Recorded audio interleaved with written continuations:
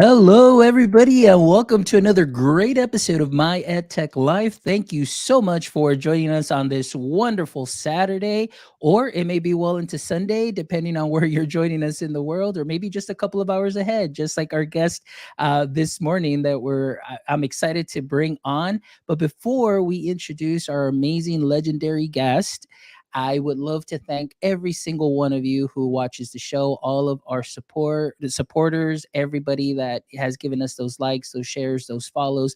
Thank you, as always, from the bottom of my heart for making my EdTech life what it is today. So, again, I am so excited because we have a two-time guest now. And I'm so happy and eager to talk to him because he has been just somebody that I follow on social media. The work that he is doing pretty much all over the place has been something that has been definitely inspiring for tech enthusiasts, also for anybody that is in school as far as senior leadership as well. And like we were talking a little bit pre-chat, and even then he'll develop some ed tech tools as well. So he is definitely a busy man, but I'm thankful and grateful for him to be able to be here on the show this morning. And I would love to welcome Mr. Al Kingsley to the show. Al, how are you doing on this beautiful morning here in Texas, and hopefully a wonderful afternoon in the UK? It is a wonderful afternoon. The sun is shining. There is no rain, so I am happy. And I'm also slightly disappointed because the last time we both spoke, Fons, we didn't have any grey hair. So that just shows how long it's been. Oh yeah, it's been a quite a while actually. I was talking to you in the pre-chat, and the last time that you were on the show, it was I believe it was July. I think it was July, or it was June 19th. Yeah, actually it was June 19th of 2021. And boy, have things changed, obviously. And so, but again, I'm just thankful that you're here and we get to talk about a lot of great things. Obviously, your work, for myself, just like I mentioned earlier, seeing everything that you're doing and just the positive impact and what you contribute to the ed tech space and the, education space has been something that is amazing. So if you don't follow Al yet, please make sure that you do follow him on Twitter and see everything that he does, and just really how really invested he is in the education space and the ed tech space as well. So again, Al, thank you so much. And before we get into the meat of the matter, because there may be some viewers that are joining us this morning that may not be familiar with your work yet. And so we want to make sure that we make those connections. So Al, if you can give us a little brief introduction and what your context is within the education space. I will do my darndest in a succinct way for you, Fons. Yeah, so, I mean, where's the summary? 30 years in the ed tech space. So I reckon I'm starting to get the grip on it. Within that capacity, CEO of an ed tech company. But education's always been my passion. So for the last 20 plus years, I've been involved in school governance, school support. I'm currently chair of a multi-academy trust in the east of England, a bit like a school district, supporting schools right the way through K through 14 in terms of gaps, I guess, in ages. In addition to that, I also support and chair a school for children that struggle in mainstream education. We refer to as an alternative provision. I work with the Department for Education in the UK, supporting academies, which is one classification of schools across the east of England. I also chair our Special Educational Needs and Disabilities Board for our region. And then alongside that, I wear a hat supporting as chair of the British Education Suppliers Association. And as a fan of kind of co-production, for me, the two go hand in hand. You've got to be involved in day-to-day in schools, supporting schools to understand where the pressure is, and then to look for innovation and ways that you can support with technology where appropriate. And as you know, within those little gaps and those quiet evenings, I also like to turn my experiences, the things I've learned, the things I've seen, and occasionally the things I've done, into articles and books, to just try and give a signpost, a question list, and a checklist for others.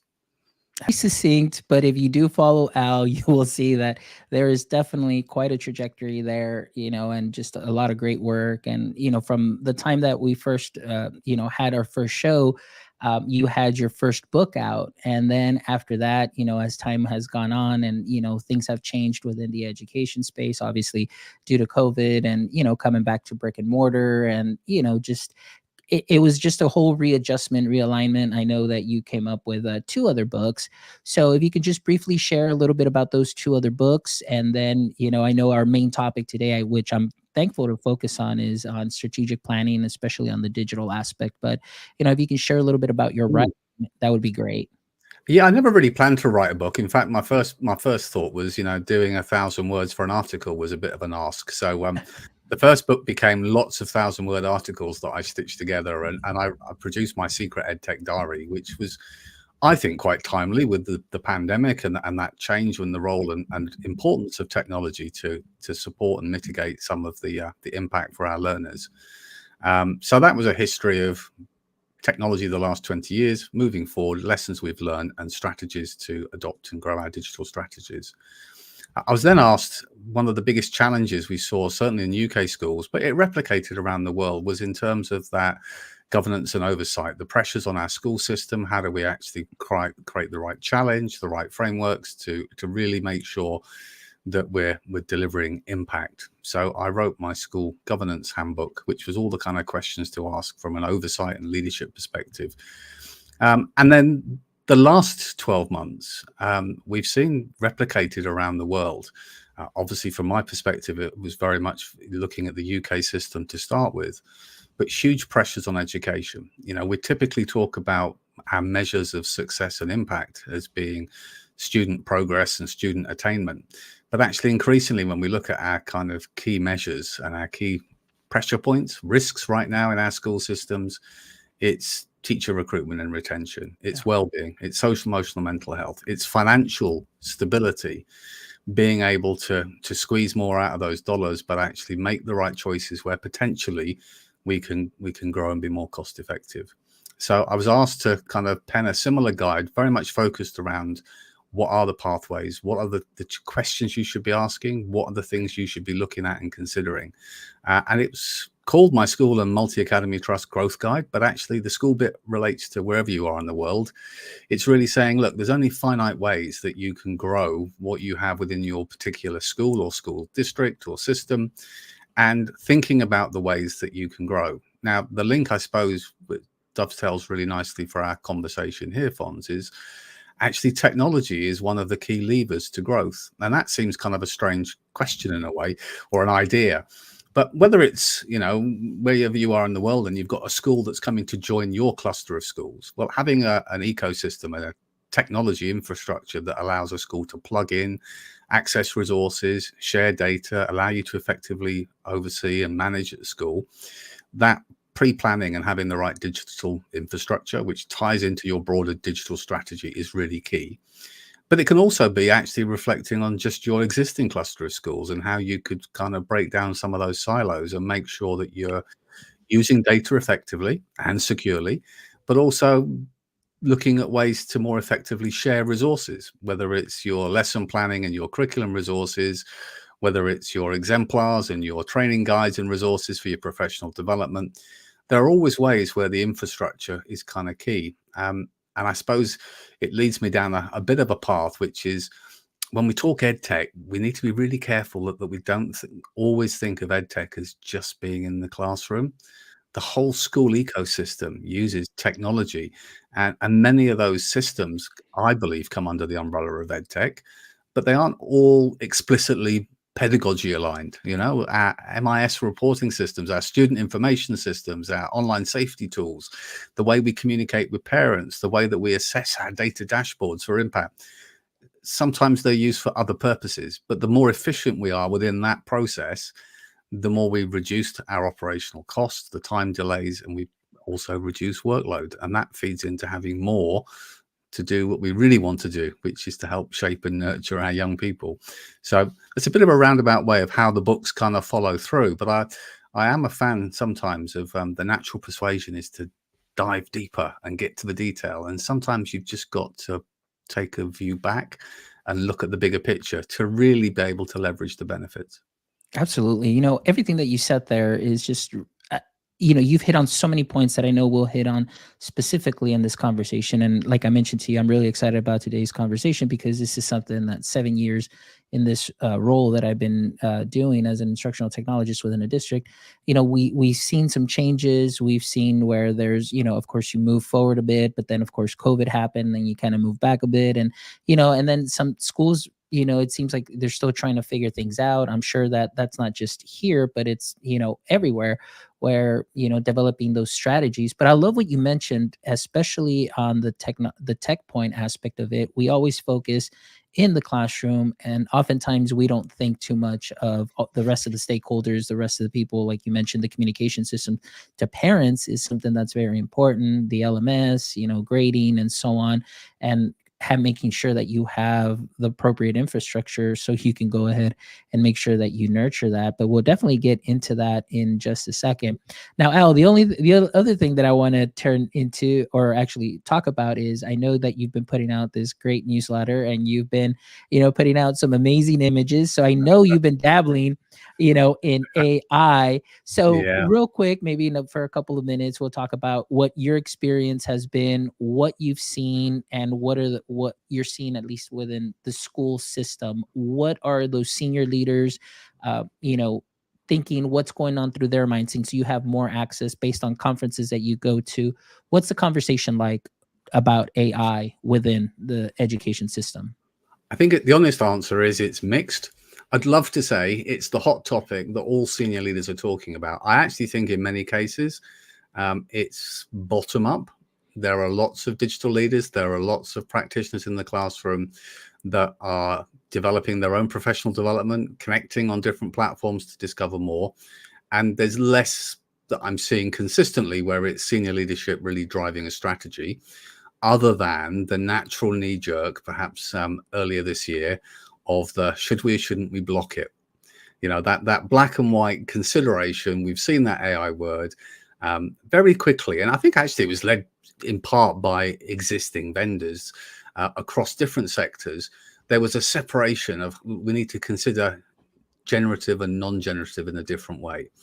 And for those listening, I think it's quite an important distinction, but not as much as sometimes gets painted from a legislative point of view. So non-gen is, we're not creating anything new. We're just looking at large data sets and we're using algorithms to help shape and inform you. And in medicine, we've been doing that for many years. We can look at 100,000 men of a certain age, and looking at key information about them, we can predict those that are most likely to be at risk of heart disease, for example.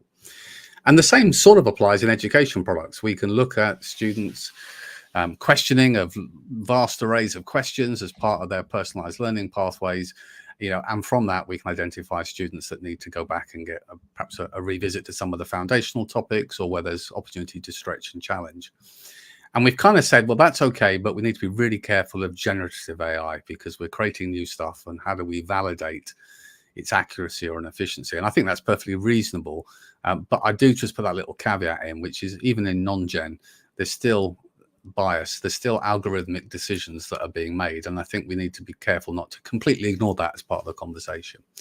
What we've seen in schools, and I guess it kind of segues into that a little bit, has been probably the initial window around the world has been utilizing generative AI, the typical ChatGPT, Bard, and lots of other tools that are out there to create lesson planning resources, or probably more effectively, the framework for lesson planning resources, getting some of the elements together. Lots of people have been dabbling on the generative imagery tools, the mid-journeys of this world, which I particularly like playing around with. I'd say I play around with it for inquiry, not for really any purposeful action, but nonetheless. And again, if we talk about the conversation of getting the right imagery to support curriculum resources, and we're not worrying about copyright and other things, well, yeah, there's some real benefit there. At this stage, there is definitely opportunity people are exploring, because we're getting more tailored solutions specifically for educators and for schools. And those are, in effect, hard coding within scripts, some of the effective questioning, which is really the key to unlocking any kind of generative AI platform. For years we rightly talk to our learners about, making sure we're asking the right question, we're thinking about the right variables, being specific in how we actually identify and unpick something. And never more has that been the case when we think of an AI tool, where actually, garbage in, garbage out. If you don't signpost and be very specific in what you want, the context, the shape, the format of the output you want, then you're not going to get what you need.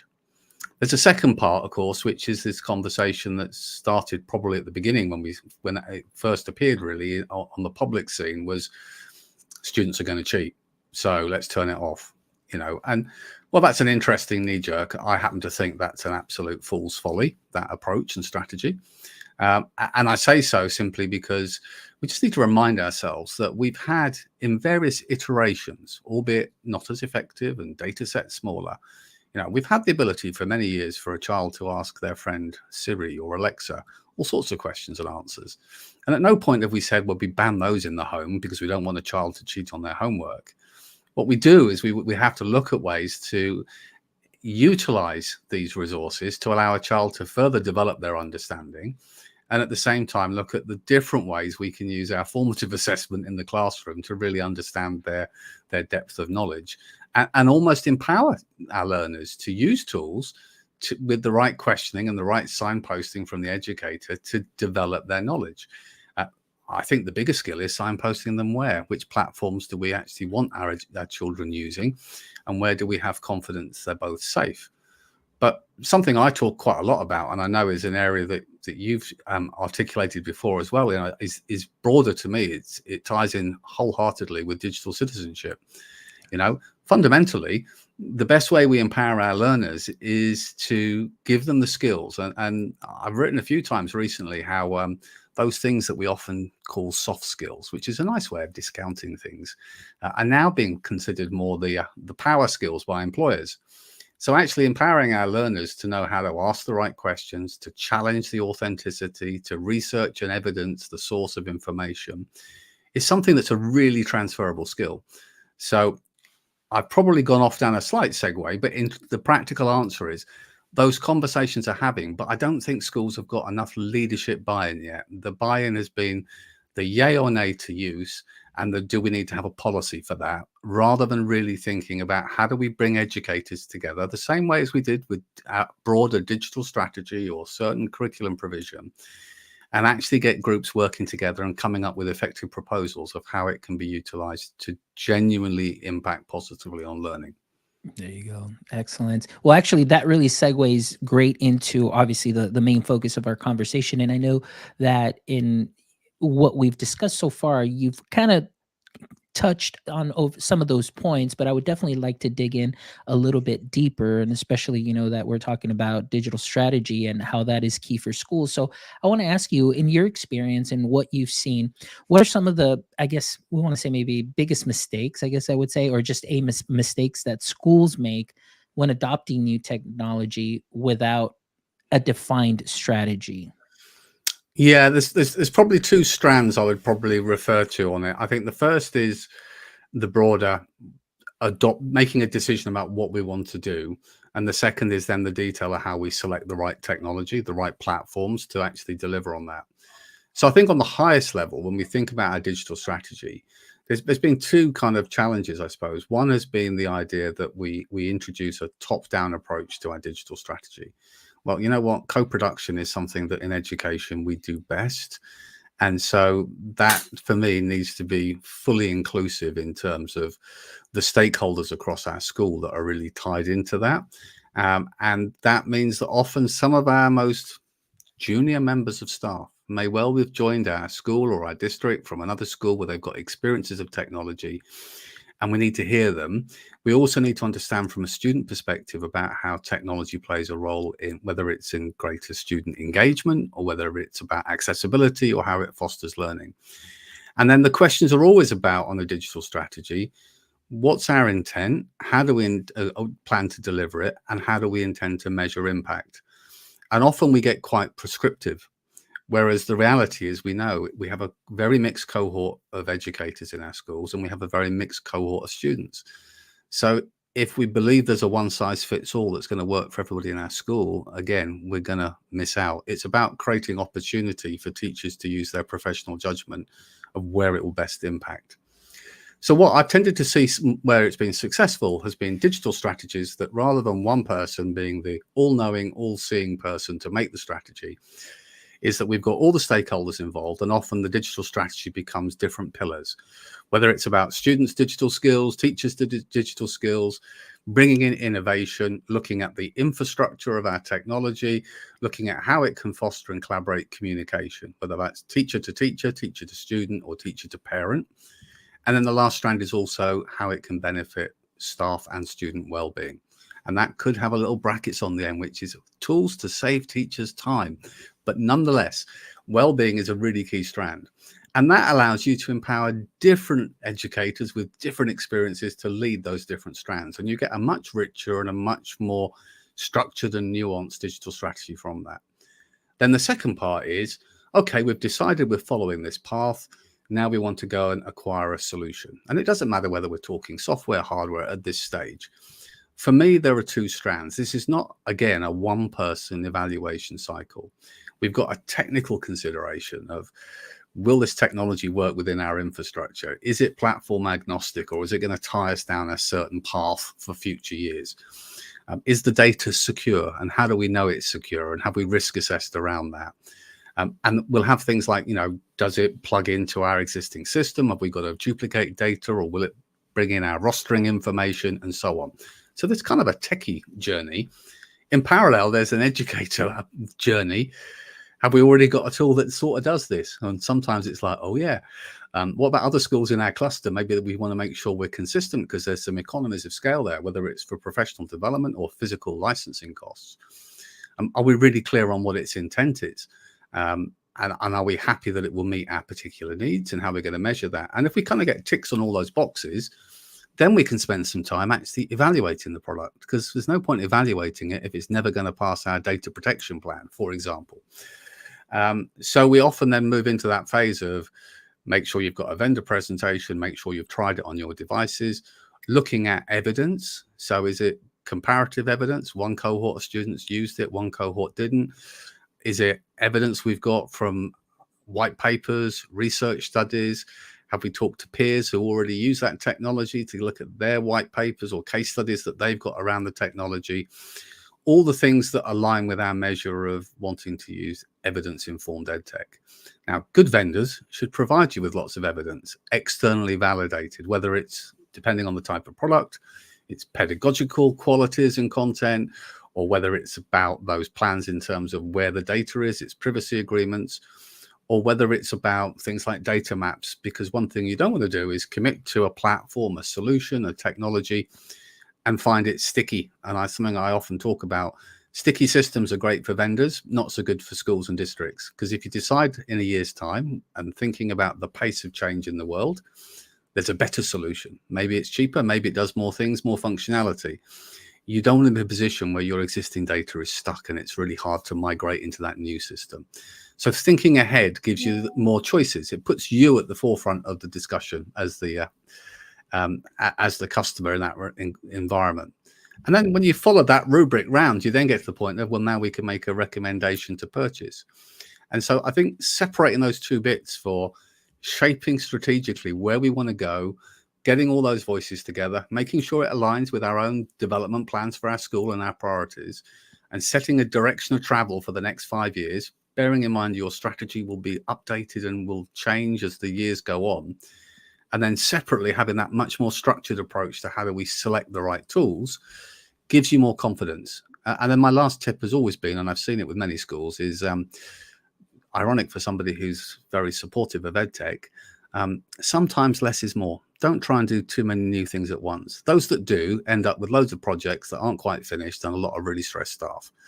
Do one or two things, do them well, embed them, make sure you've got the right wraparound CPD, not just once, but throughout the year.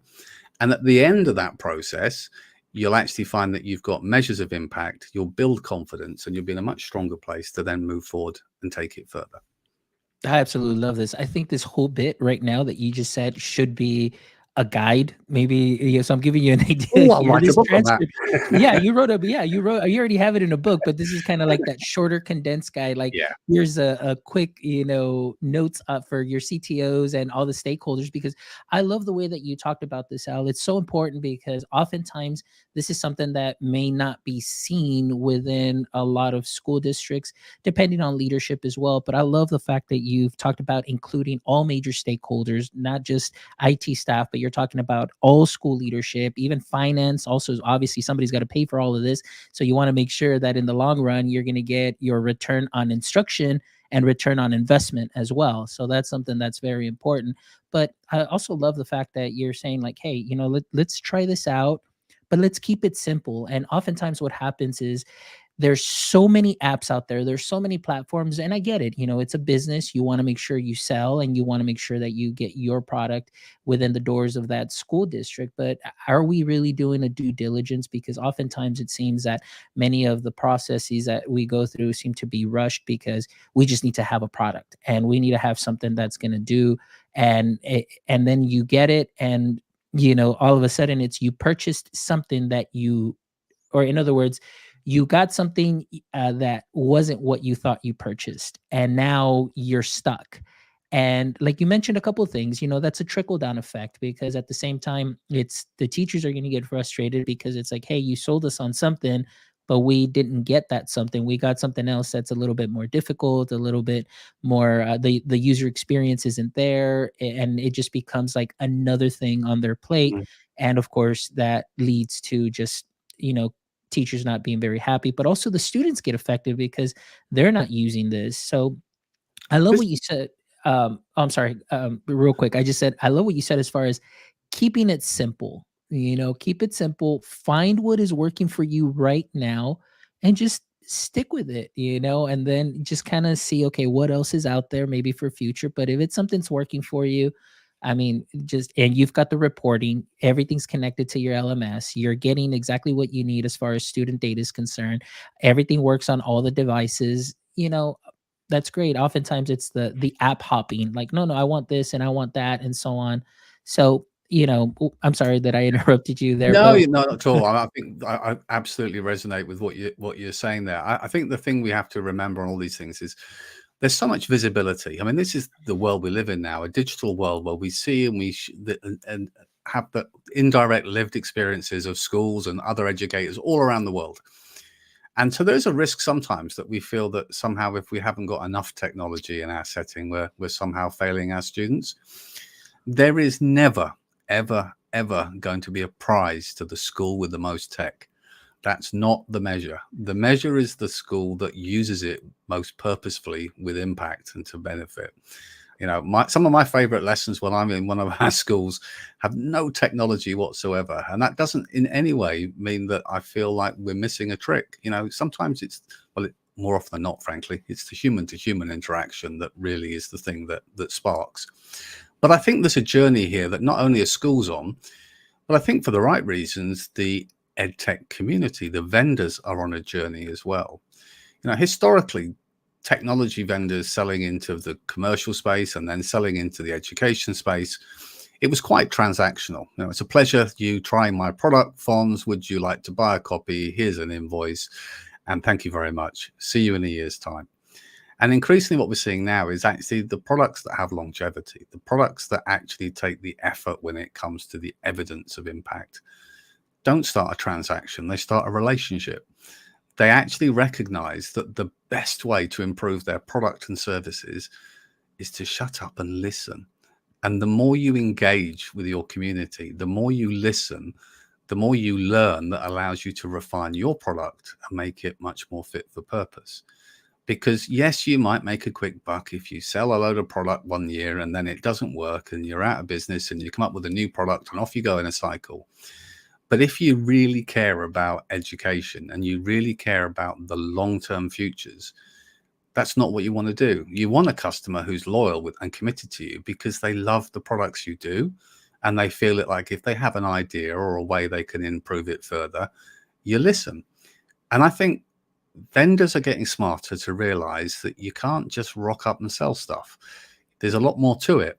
The same way as when you've handed over that that app or that license or that bit of hardware, you need to be at the forefront of providing the support to get staff up to speed on it, their professional development.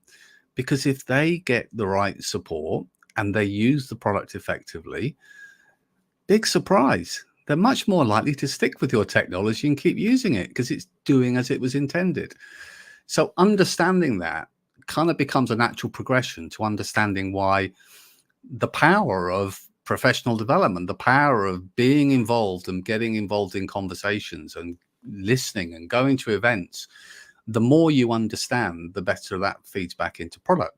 And the same way as educators, for the right reason, and schools are realizing that this new digital connectivity gives them a much easier way to share their dissatisfaction as well as their satisfaction with solutions.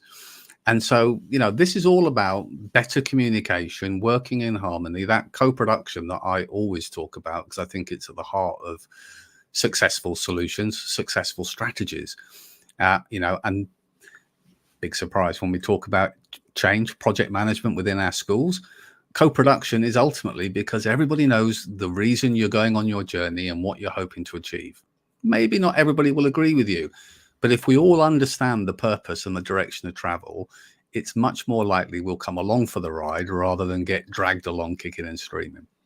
Excellent. I love that. Yeah, you hit on so many things there that it just, again, it, it's been great what I've been hearing so far, and I'm just already thinking like these are just some amazing sound bites that you are definitely sharing. And I love how you bring it back also to the co-production. I mean, that's something that is so important, and oftentimes, I think that at the beginning of the school year or towards the end of the school year, there's always kind of a like just this nervous energy of like we got to get something for next year, and there's this anxiousness of like, well, the teachers didn't like this year, what are we going to get them? And then it's you make decisions based on just the leadership up at the top, but we never really take into account what the teachers are doing or using. And maybe it's because you only hear it from maybe certain teachers that say, no, this product isn't working, but yet there may be more teachers that are saying, hey, this is great. Like, this is, the kids are enjoying it and so on. And sometimes Mm. decisions are based on a certain subset of teachers rather than actually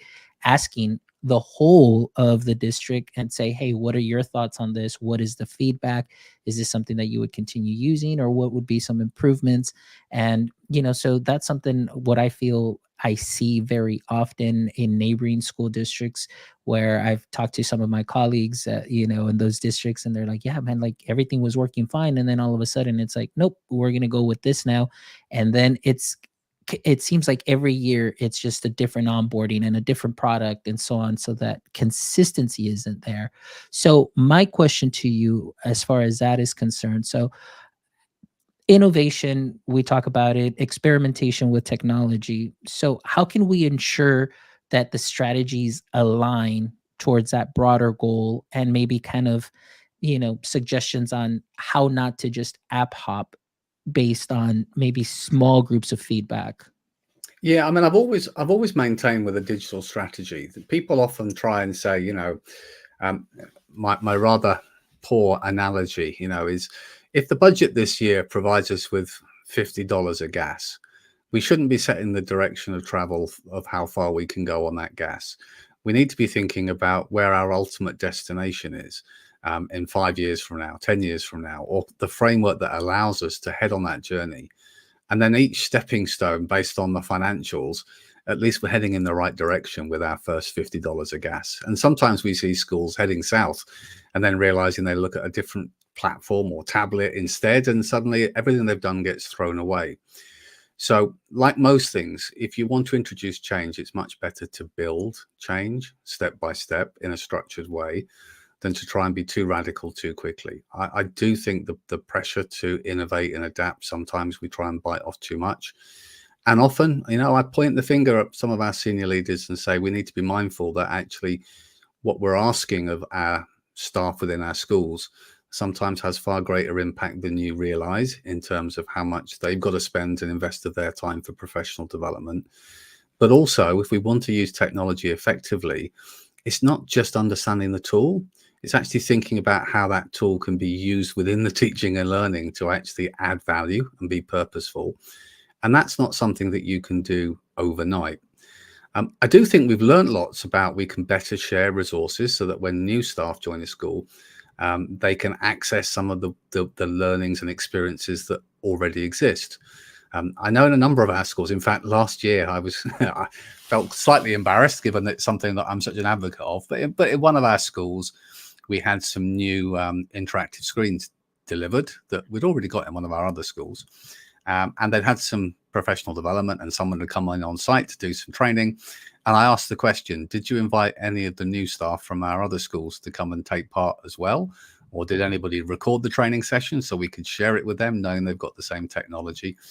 Nobody had thought about it. And it was, it's a genuine mistake. But there are little things we can do that says, well, actually, if we're going down this journey, we could capture this because we're going to get new staff join us during the year, at the start of the next academic year. We've got a big cohort across our broader ecosystem. We could actually be pre-building our own resources, our own learning library. That means that those foundations become embedded for staff and new staff can access them easier. And then we can deliver change. I absolutely said there's some key bits that I always recommend. If you're buying technology applications, make sure they're device agnostic. It doesn't limit your choices. The second thing is think of the foundations and build the layers step by step. Most schools think when we talk digital strategy, depending on your role, that we're talking about spending more money. That's the assumption. Whereas actually the first wave of that process is actually to look at what you've got, resources, physical and the apps, and actually reflect on how effectively they're being used. In most schools, you'll find there are some devices, whether it's computers or tablets, that are either in a classroom space somewhere or in a cart that are being used once or twice a week that could be much better deployed somewhere else. Or on reviewing all of the subscriptions that you've got, you've moved on 2 steps with your preferred curriculum choice for your subject, and there are other subscriptions that are still being renewed just in case. And that actually by having a really clear grip on what you use and reflecting on what you use well, you'll actually save some money that will give you the flexibility to then from an informed position say, now I'm going to use that to do more of this because I already know this works well. And so suddenly we start building from a position of evidence. And then naturally we say, well, if we want to add something new, we need to find a different way to fill the evidence bucket. So who else do we know that uses that tool? Where are we into again in that evaluation cycle of giving us the confidence? And then are we clear ourselves how we're going to measure it in the next year? And never be afraid to say to a vendor, I've tried it for a month, but I need a bit longer. I need to be comfortable. A good vendor should say, well, that's fine, because it's in their interest too. I think moving forward, I'd say, well, make sure you subscribe to My EdTech Life, because one of the most important things is being informed about what's happening in the world of technology and education and how that might shape our choices as the years move forward. In truth, the number one litmus test really is the workplace. The last 2 years, the workplace has been through huge transition. We've moved into a landscape where rather than being predominantly place-based, we work in a hybrid world in many jobs. And within that hybrid world, technology plays a greater role in every individual that's in the workplace. And so part of what shapes what we have to do in schools is to set our learners up for the experiences, the technology, the approaches to using technology that they will encounter in the workplace. So really, back to the earlier mention on the AI side, we can't shy away from it, knowing that most businesses are looking at AI in ways to streamline, be more efficient, be more productive, be more innovative. How can we possibly expect our learners to be equipped for work if they've never had the opportunity to utilize that in a structured, controlled and supported way? So that shapes the trajectory, whether we like it or not. But I also think it's huge because so many learners I meet have been restricted often by their life choices that when they leave school, they're going to be working in the proximity to where they live. And that area may be hugely high tech, or it may have high social deprivation. And suddenly with this new hybrid workplace, you can live in an area of deprivation, but sign up and be working for a tech startup in California. You have more opportunity. There's more competition, but suddenly those digital skills actually unlock your access to a workplace that is global. And so that for me accelerates the necessity to develop those skills. I love it. And all of that you mentioned too. I love the fact that at least I'm hearing, at least for myself, I'm thinking this is a great way to maintain, of course, the what you're trying to do, that your goal aligns with the broader picture, but also remaining flexible. And I think that's something that's very important, within leadership and the stakeholders. And obviously, as the ed tech moves forward and pedagogy moves forward and practices change and so on, it's very important to remain flexible, within that digital strategy. And I think that there's a lot of tips there that really help see that aspect of, all right, like maybe many times it's like, hey, this is the way we're going and we're just going to just remain this way. But sometimes it's like, hey, you got to leave room for some flexibility there. And that's something that's very important, because then we definitely don't want to break what you've built up. And I think that's so important that you mentioned too, is that as you're working with this strategy, is building up to what is coming. What do we see? What do we hear? Doing that research and seeing, okay, let's take that road, in we're headed down that road, but with what we have, how can we make that happen and continue moving forward? So yeah, I absolutely love that. So as we're kind of wrapping up a little bit, I just kind of wanted to ask you one more question, as far as Mm. for schools. I know over there in the UK, school is out for the summer right now, a little bit before you guys Back start. Or back on Monday in most oh, cases. actually back on Monday. Okay. Yeah. Sorry, it's because I think I saw a picture of Abbott saying like school's out for summer, so maybe I missed it. Maybe it wasn't that. He no, he many of you will know Abid. He's done what many school network managers have done, which is he's worked most of the holidays, the vacation period, updating the infrastructure in his schools. And then the final week of the holidays, he actually gets to take some vacation. There you go. All right. So then my question to you is, for many schools, I know we just started here in the US and a lot of schools have already maybe 3 weeks, almost a month in and so on. But I guess for future, schools that may be overwhelmed by creating a digital strategy, what are some tips? Maybe, Al's top 3 to 4 tips to just kind of get started and say, okay, these are some great starters. Let's go with this. What would be some best advice or best practice for you to share? Okay. It's a really difficult one because there are so many angles. I suppose the first conversation is, why do we want a digital strategy? What are we hoping to achieve? And in that conversation, hopefully, if you get the right stakeholders around the table, there will be questions about how we can improve and innovate the teaching and learning experience. There might be questions about how we can re-engage some of our disengaged learners. There might be some questions about how we can make our teaching and learning more accessible to some of our learners. There will be questions about how we can streamline and save time for staff. There will be questions about how we can improve communication. And there will absolutely be leadership around, there are some key areas of strategic improvement that we're looking to undertake in our school or district. And this needs to align and prioritize against some of those areas of development. So from that, you've got a sense of, why are we talking about tech and how might it help? From that, you create those pillars that I talked about, which is identify those strands, because there's no one expert in the room.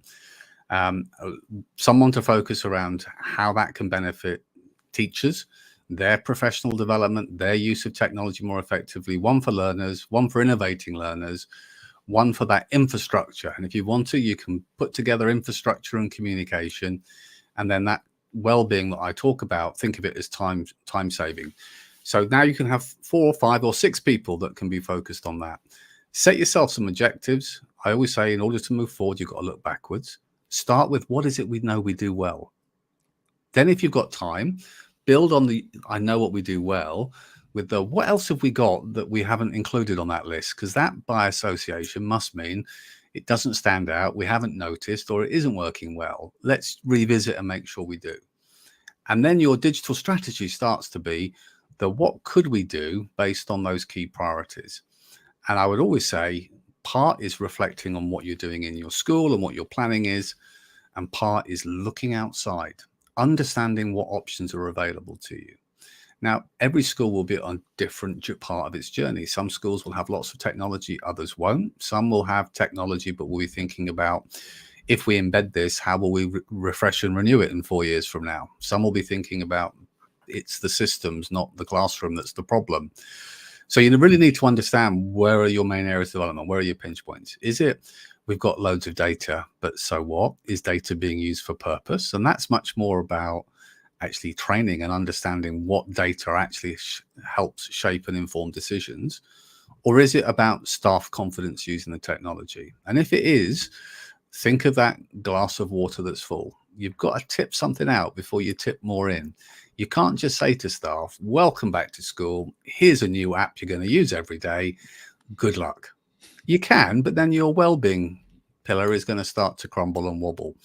So we've got to think about, how do we introduce that? And that's the point of actually communicating. We're thinking about this solution. We're thinking about it because it will do X, Y, and Z, and we think it will have an impact and time saving for you here.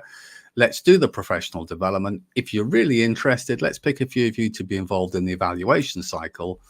And now there's no surprises. We've bought into it together. We're in this journey together, and we can all understand the objectives.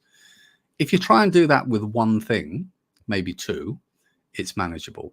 Try and do it with 10 things, and we're trying to spin multiple plates and see how many we can keep up. So temper your enthusiasm until you've been through that project cycle. Anybody who's familiar with change, thinking of things like Kubler-Ross change curve, we start off thinking, yay, we've got a new idea, this is going to be great. And then suddenly the realization hits us, and we've got to learn this new product, we've got to install it, we've got to get our CPD. And often you've got to go through that period before you start to see that, oh, this is exciting. And oh, I've just learned this with it. And I can now add this to my teaching and learning. And now my students love it. And we're heading back up the curve. Finding and recognizing that those are parts of the cycle allows you to preempt with the support and wraparound you put. And my final bit would be flag bearers, something I'm really passionate about. In most schools, we know who's got which classroom, and possibly we know their phone number if you need to call them. But it's surprising in how many schools, if I walked in the door and said, so who's the expert on classroom.cloud, or who's the expert on Teams forms, or whatever it might be, everyone would scratch their heads. You will have within your school or your district, without a doubt, you will have educators who are doing some amazing things with the tools that you currently have prescribed. You need to signpost them, need to identify the flag bearers, so that when other staff decide, you know what, I'm going to start playing around with creating Microsoft Forms and do the next thing with it. Not only am I relying on YouTube and of course other video servicing platforms, but I actually know there's somebody on the teaching cohort that I could reach out to for a bit of support and guidance that might save me a lot of time, but also give me confidence if things aren't quite right, that I can support them. So if you've got the 5, the 10, the 15 key applications that you use across your school, who are the 5, the 10, the 15 flag bearers that you can signpost to give staff that personal confidence to reach out? I love it. I love it. That's great.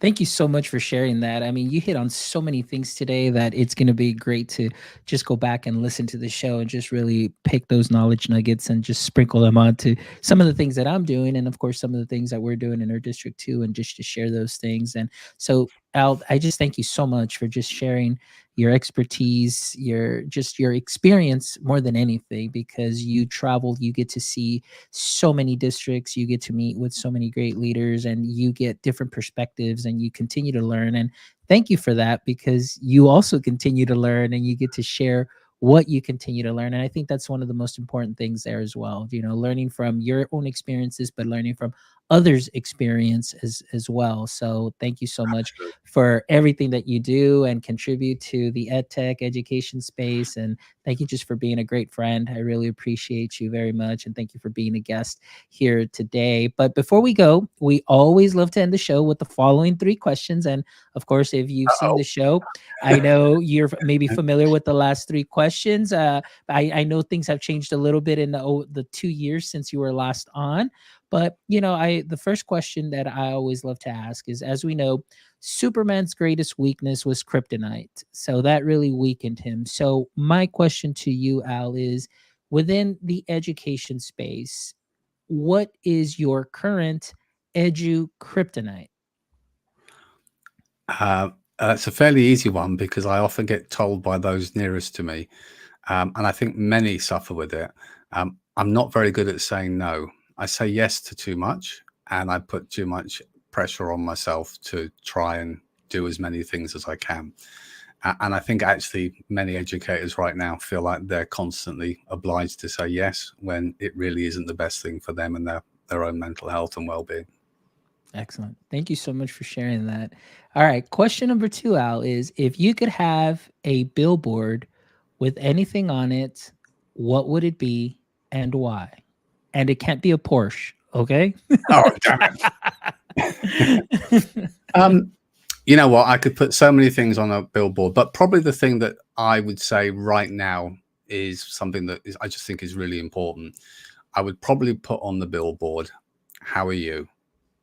Because I think one of the biggest things we lost during 2 years of digital comms and continue to miss with so much interaction through a screen is that moment before and after a conversation that's purposeful or business-like, to actually just check in with people. How you doing? And that how you doing can mean a lot to people depending on what's going on in their lives right now. You can learn a lot, but you also build not just empathy, but you build understanding from peers by just taking those few minutes over the proverbial water cooler to just check in.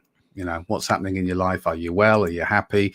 Are you under pressure? Oh, I know someone who could help you with that. It becomes the catalyst to provide support and nurture. And I think no matter where we are in our professional careers, we all need somebody to say, "How are you?" And I think the more we can remind ourselves with such pressure and busy lives going on, particularly in our schools at the moment, we need to find time for that. And then I just want to remind people. I love it. Thank you so much. That's definitely a great billboard for sure.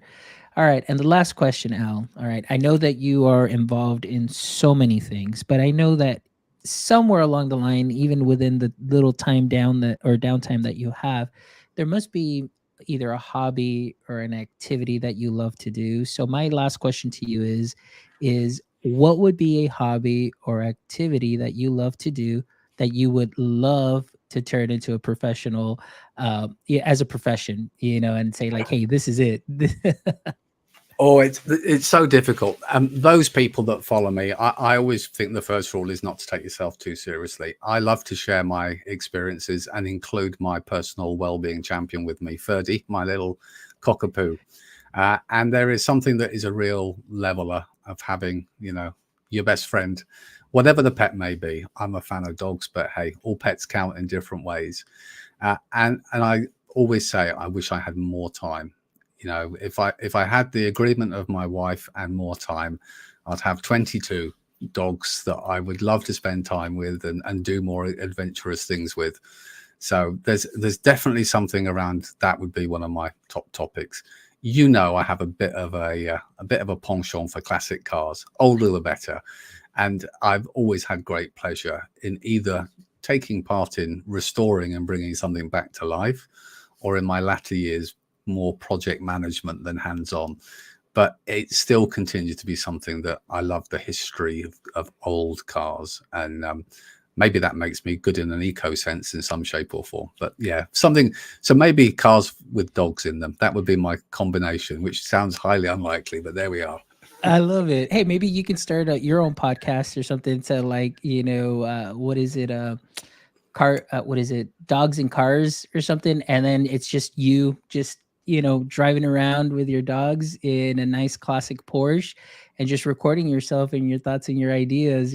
I'd be listening to that all the time, but I think that'd you be might be great. the only listener, to be honest, Franz. But nonetheless, it's an Hey, idea to consider. hey, it's an idea to consider there. But Al, again, thank you so much. I really appreciate My your pleasure. time. Thank you so much for all your wonderful shares. I know that our audience members that will be catching this on the replay are definitely going to find some golden nuggets there that they can take back and sprinkle onto what they're doing great and to take them back to their districts as well, and just to get some conversations going and trying to figure things out, and just sprinkle it onto what they're already doing good, and just continue to move forward and as we navigate the education edtech space. So thank you so much. I really appreciate you. And to all our audience members, thank you so much as always for making my edtech life what it is today. We appreciate, as always, all the likes, the shares, the follows. Thank you so much for all the support. Please make sure you visit our YouTube channel, give us a thumbs up, subscribe to our YouTube channel. We're trying to get to 1,000 subscribers, so any help would be greatly appreciated. But thank you all for those that have been subscribing to us, whether you're listening to us on Spotify, you're listening to us on Apple, on your favorite podcast player. Thank you so much for making us part of either your listening pleasure, whether it's morning, noon, or afternoon. It doesn't matter. Thank you so much as always. And please make sure you visit our website at myedtech.life, myedtech.life, where you can check out this amazing episode and the other 227 wonderful episodes with educators, creators, edupreneurs, founders, and so on. You're going to find a little bit of something for you there that you can take from, that you can learn and add it to your tool belt as well. So thank you as always. And my friends, until next time, don't forget, stay techie.